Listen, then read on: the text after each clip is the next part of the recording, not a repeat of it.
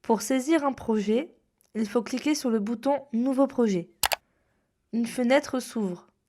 On saisit alors à gauche le nom du projet, le type de local, la station météo, l'exposition au vent, le type de relief, s'il est favorable ou non au vent, et l'altitude du lieu.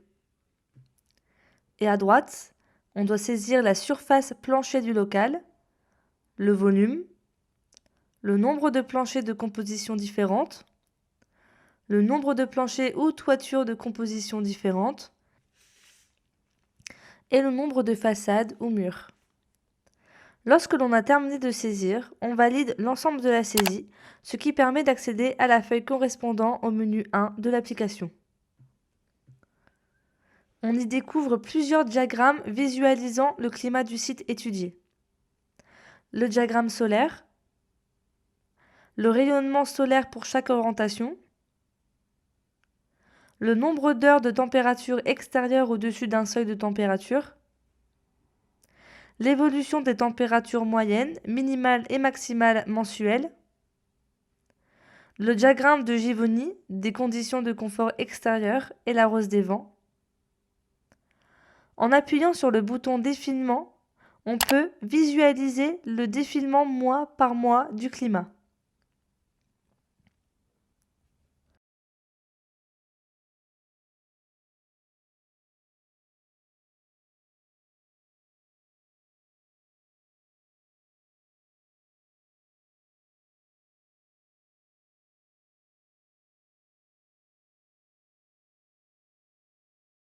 Si le site présente des masques lointains conséquents, comme des montagnes ou des volcans, on complétera la saisie du site en appuyant en haut de la feuille sur le bouton Relief.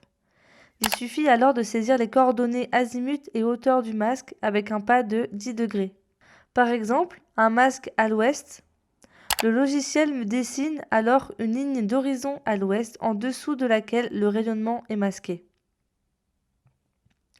En haut de la feuille, je peux accéder également au bouton Propriétés du projet si je veux revenir à la fenêtre de saisie précédente. Signalons avant tout que tous les menus de saisie de projet de 2 à 5 sont structurés de la même façon. Il y a une partie droite d'aide à la saisie, une partie centrale de saisie proprement dite, et une partie gauche où le logiciel fait le calcul automatique de grandeur ou indicateur utile au concepteur. Le menu 2 est dédié en partie haute à la saisie des compositions de parois opaques et en partie basse à la saisie des ouvertures et les protections solaires associées. Intéressons-nous à la saisie des parois opaques verticales type.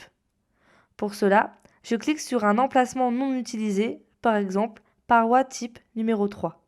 Je lui change son nom pour me faciliter la gestion de ma bibliothèque paroi. Par exemple, mur béton simple. Imaginons que j'ai un mur composé d'un enduit de 2 cm, de béton 15 cm, puis de plâtre 2 cm. Je commence la saisie de l'intérieur vers l'extérieur. Pour cela, je clique sur le bouton Matériaux et je choisis le matériau dans la famille correspondante, l'épaisseur et je le place dans la bonne couche.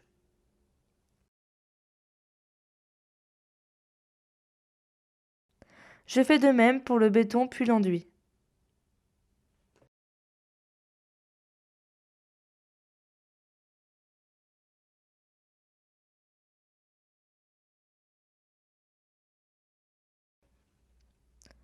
Une fois que j'ai fini la saisie, je peux lire à gauche la conductance de la paroi.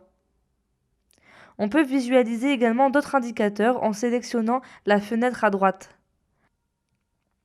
Par exemple, le déphasage apporté par chaque couche ou sa capacité thermique, la contribution en termes de résistance thermique ou inertie thermique. Examinons maintenant l'onglet B-type. Dans le pavé de saisie, nous avons une partie générale concernant la géométrie et nature du vitrage, une partie scénario d'utilisation concernant l'ouverture de la fenêtre et le type de châssis. En bas, il y a deux types de protection solaire. les protections solaires rapportées et les protections solaires de type architectural. Commençons un exemple de saisie. Je commence par attribuer un nom dans la rubrique générale. Puis je rentre la nature de l'ouverture, la hauteur, la largeur,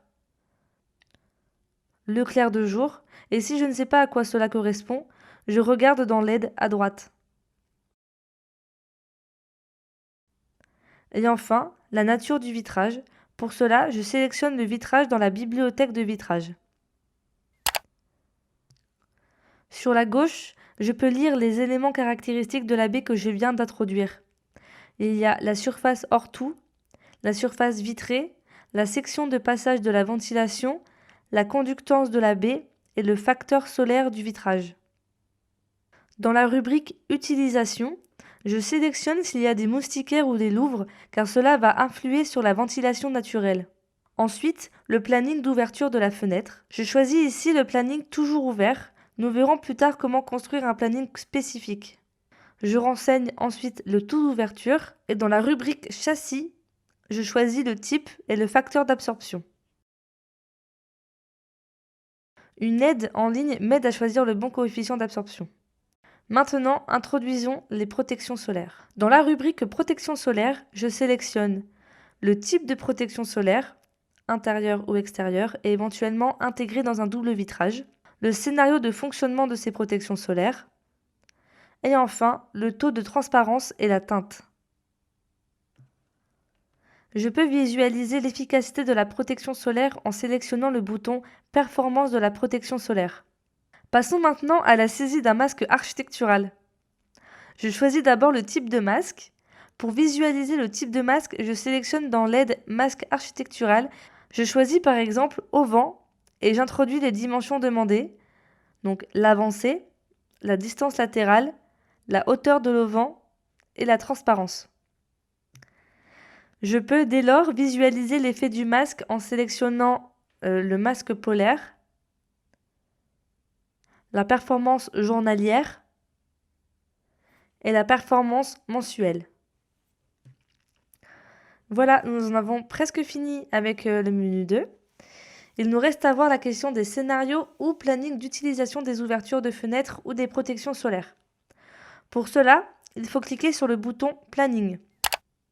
Quel que soit le type de planning à introduire, occupation, fonctionnement d'un appareil, ouverture de fenêtre ou mise en œuvre de protection solaire, le principe est le même. Je définis un profil d'usage de la semaine, du lundi à vendredi, et un profil d'usage du week-end. Définissons par exemple un profil d'ouverture des baies en semaine pour un logement. Pour cela, je sélectionne un emplacement vide de planning journalier et je clique Modifier. Je le nomme ouverture semaine par exemple et j'introduis heure par heure le taux d'ouverture. 0% la journée de 8h à 17h et 100% le reste du temps. Pour le week-end, je pars sur l'hypothèse que les ouvrants sont toujours ouverts. Comme ce scénario existe déjà, je n'ai pas à le réintroduire. Il ne me reste plus qu'à composer mon planning hebdomadaire d'ouverture des fenêtres. Pour cela, je me place à droite de la fenêtre, je rentre le nom de mon planning hebdomadaire et je sélectionne planning journalier ouverture semaine pour la semaine et le planning toujours pour le week-end. Et il ne me reste plus qu'à attribuer ce scénario à ma fenêtre et le tour est joué. Notez que je dois introduire autant de baies types que j'ai de configuration fenêtre et protection solaire associées. Et nous pouvons passer au menu 3. Nous allons saisir les données géométriques et les caractéristiques thermiques des planchers haut et bas. Commençons par le plancher bas. On saisit le nom du plancher, le type de contact, comme le sol, le vide sanitaire ou le local identique. On sélectionne le type de composition que l'on a normalement préintroduit dans le menu précédent, le facteur d'absorption et la surface du plancher.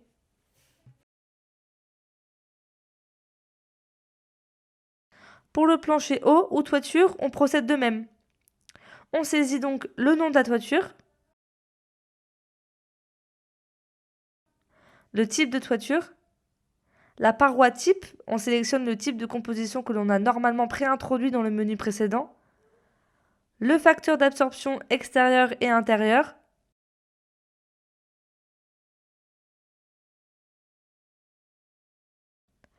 la surface de la toiture et la forme de la toiture.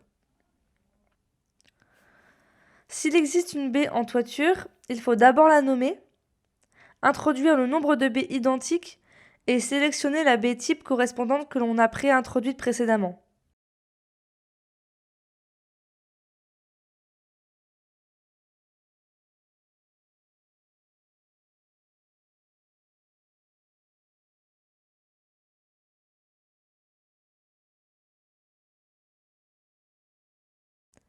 Et voilà tout pour le menu 3. Nous pouvons alors passer au menu 4.